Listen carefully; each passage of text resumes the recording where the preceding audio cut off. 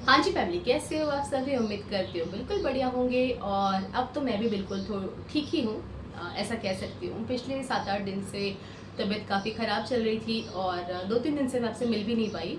तो सोचा आज एक छोटा सा ब्लॉग बना ही देती हूँ, क्योंकि आज सुबह जो है ब्लॉग की शुरुआत मैंने कर दी थी, लेकिन मैं चली गई बाहर और आई हूँ अब 2 बजे और अब बज रहे हैं 3:15। तो मैंने सोचा कि बस आपसे थोड़ा मिल लेती हूँ और बस बता देती हूँ हालचाल कैसे हैं, और आप सभी के भी हालचाल मुझे जानने थे कि कैसे हो आप सभी और कैसी रही आपकी नवरात्रि, कैसा रहा आपका दशहरा। उम्मीद करती हूँ बिल्कुल बढ़िया होगा।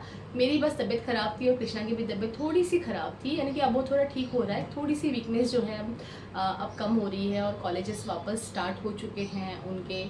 सो जाना तो फिर भी पड़ ही रहा है, तो बस उसी के लिए जो है वो थोड़ा बिज़ी हो गया है।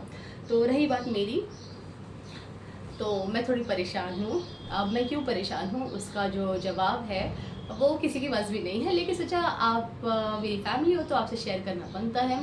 और पहले इसके लिए मैंने आपसे पूछा कि बताइए पहले मैं कैसी लग रही हूँ। ठीक ही लग रही होंगी उम्मीद करती हूँ, लेकिन इसका जो रीज़न है वो कुछ और है। वो रीज़न ये है कि अब मैंने पहना है ऑरेंज कलर। तो मैं आपको ये बताना चाहती हूँ कि आज सुबह जो मेरी और मेरे हस्बैंड की थोड़ी सी बहस हो गई इस चीज़ को लेके, क्योंकि इस करवा चौथ पे जो है वो मुझे कोई और कलर की साड़ी पहननी थी, लेकिन उन्होंने मुझसे ये कह दिया कि बस तुम्हारे पास जो 2 ऑरेंज है उसी में से एक पहनो। समझ सकते हो आप कि क्यों जो है मेरा मन थोड़ा सा उदास है। तो मैं आपको दिखाती हूँ मेरी जो दोनों ऑरेंज कलर की जो साड़ियाँ हैं बिल्कुल नई की नई हैं, और वो ये कह रहे हैं कि जो नई साड़ियाँ हैं उसी को पहनो, रेड लेने की क्या ज़रूरत है, कोई भी कलर पहन लो, क्या फ़र्क पड़ता है। क्या फ़र्क पड़ता है? जो इसकी चीज़ों का जो मतलब है, ये जो फास्ट करते हैं करवा चौथ का, ये वही समझ सकते हैं कि रेड कलर औरतों का कितना फेवरेट होता है।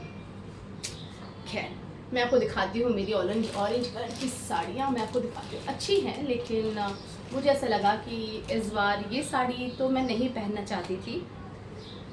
तो ये रही मेरी ऑरेंज कलर की साड़ी, जो कि पैठनी है और काफ़ी अच्छी है। लेकिन करवा चौथ पे ये साड़ी, क्या लगता है आपको? मुझे कमेंट करके बताना कि ये साड़ी करवा चौथ पे कैसी लगेगी। अगर आपका कमेंट आता है तो मैं ज़रूर वेयर करूँगी। और एक साड़ी है ऑरेंज कलर की, सेम टू सेम नहीं ही है, दूसरी है। तो ये रही एक और ऑरेंज, यानी कि मैंने पहनी भी ऑरेंज ही है। इस साड़ी को मैंने लगभग गणपति में पहना, शायद हाँ, गणपति में पहना, फिर पहना नवरात्रों में, और उसके बाद अब ये फिर जो 2 ऑरेंज कलर की साड़ियाँ। तो मुझे अब समझ नहीं आ रहा कि मैं क्या करूँ। और रेड कलर की साड़ी मेरे पास है नहीं, और लास्ट ईयर की साड़ी है।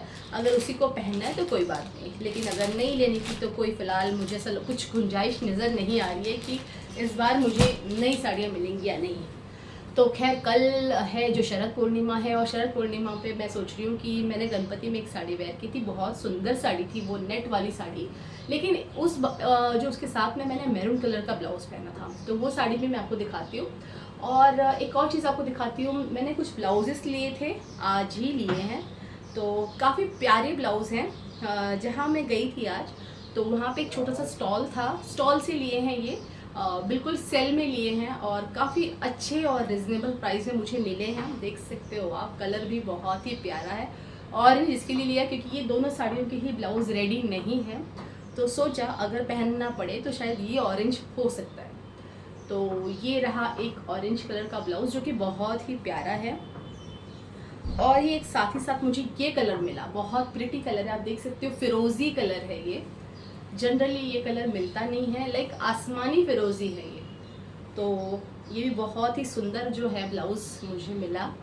और इसके साथ एक और ब्लाउज़ मुझे मिला, ये देख सकते हो, ये चिकनकारी में जो है ये वो कपड़ा है। तो तीनों भी ऐसे ब्लाउजेस मुझे मिले हैं जिनकी साड़ियाँ अभी अवेलेबल नहीं हैं। शायद ऑरेंज पे मैं कुछ ना कुछ कर सकती हूँ। और ये बहुत ही सुंदर ब्लाउज़ है, आप देख सकते हो। तो तीनों ही मुझे अच्छे मिले हैं ब्लाउज़। आप यकीन नहीं मानेंगे, ये जो तीनों ब्लाउज़ हैं मुझे 1000 में 3 मिले हैं। यानी कि अगर आप सिंगल लेते तो शायद 450 का समथिंग कुछ एक पीस था।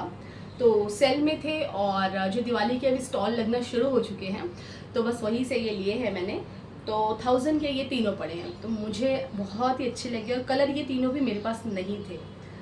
और बस कल का जो मैं है आपको बता देती हूँ कि कल ये एक साड़ी है, मेरी पता नहीं क्यों मुझे इतनी हल्की फुल्की सी ये साड़ी इतनी प्यारी है, इतनी प्यारी है।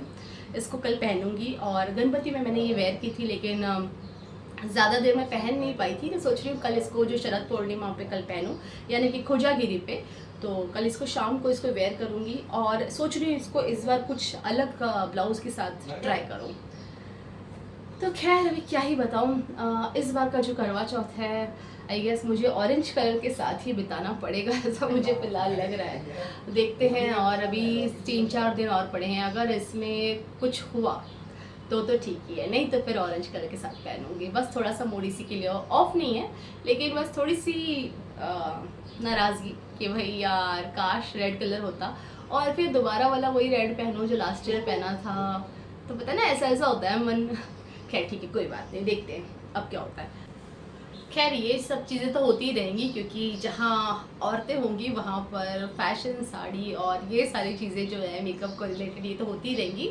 लेकिन मुझे आप सभी से एक और चीज़ शेयर करनी थी, जो कि मैंने पिछले कुछ 15 या 20 दिनों में मैंने चीज़ें नोटिस की हैं। तो आपको बताती हूँ, जब गणपति शुरू हुए थे, यानी कि गणपति का शायद फर्स्ट डे था, उस दिन जो मेरे सब्सक्राइबर हैं 45 थे, यानी कि चैनल शुरू करके लगभग मुझे कुछ 2 मंथ्स हो चुके हैं। और कभी बीच में अपलोड कर रही थी, नहीं कर रही थी, लेकिन उस हिसाब से मुझे 2 महीने हो चुके हैं अपलोड करते हुए। तो बताने वाली बस ये बात है कि छोटी छोटी चीज़ें हैं जो शायद से यूट्यूबर्स को बहुत ज़रूरी होती हैं कि कब कहाँ वो उन्हें क्या करना चाहिए।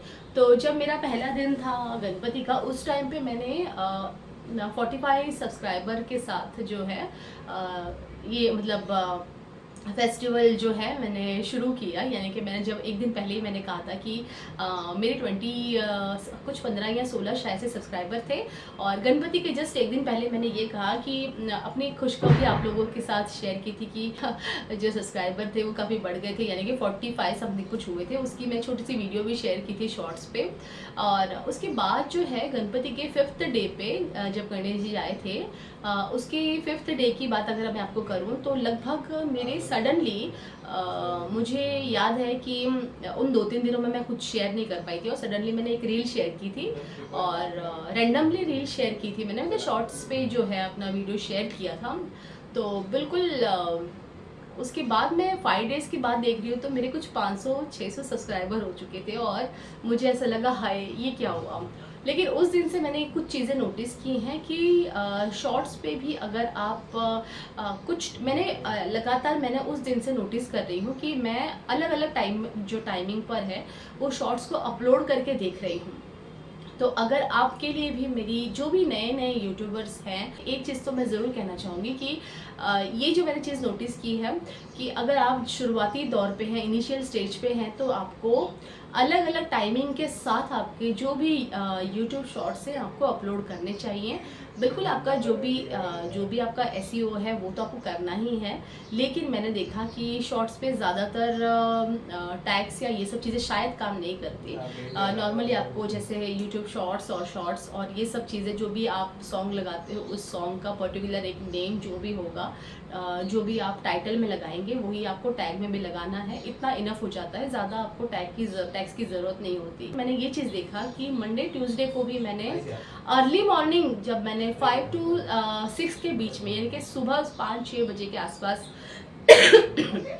सॉरी सुबह 5-6 बजे के आसपास जो है मैंने अपलोड किया था। उसके लास्ट वीक में मैंने दोपहर में अपलोड किया, मुझे व्यूज़ नहीं मिले, लेकिन जब मैंने मॉर्निंग में अपलोड किया मंडे ट्यूसडे पे तो मुझे बहुत ही ज़्यादा अच्छे व्यूज़ मिले। आप भी जब इनिशियल स्टेज पे होंगे तो आप अलग अलग टाइमिंग पे बिल्कुल अपलोड करके देखना, चीज़ों को नोट डाउन करना कि कब कौन सी चीज़ें काम कर रही हैं, किस दिन पे क्या चीज़ काम कर रही है। और यूट्यूब शॉर्ट्स चाहे कोई भी हो, लेकिन वो अलग अलग टाइमिंग पे आप अपलोड करते रहना, तो जिससे आपको रिज़ल्ट काफ़ी अच्छा आएगा कि आपके व्यूवर्स आपको कब देखना चाहते हैं।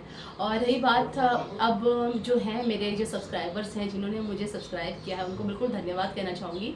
और अब है बस मुझे 1000 जो है सब्सक्राइबर पूरे करने में शायद कुछ 20 या 30 सब्सक्रिप्शन की ज़रूरत है। सो गाइस फटाफट से मेरे चैनल को सब्सक्राइब कर दीजिए, जिससे मुझे काफ़ी मोटिवेशन मिलेगा। और यूट्यूब पे आते हैं जब हम यही सपना लेके आते हैं कि बिल्कुल हम भी अपना कुछ एक नाम कमाएँ, हम अपना अस्तित्व कमाएँ और घर बैठे-बैठे यूँ ही टाइम पास करने से अच्छा है कि मतलब मुझ जैसी लेडीज़ जो स्पेशली घर पे रहते हैं और उन्हें बहुत सारी चीज़ें भी अलग से करनी होती हैं, लेकिन फिर भी कहीं न कहीं मन में एक कुछ होता है कि यार अपने लिए भी कुछ करना ज़रूरी है कि आपकी जो है हॉबी क्या है, आपका पैशन क्या है।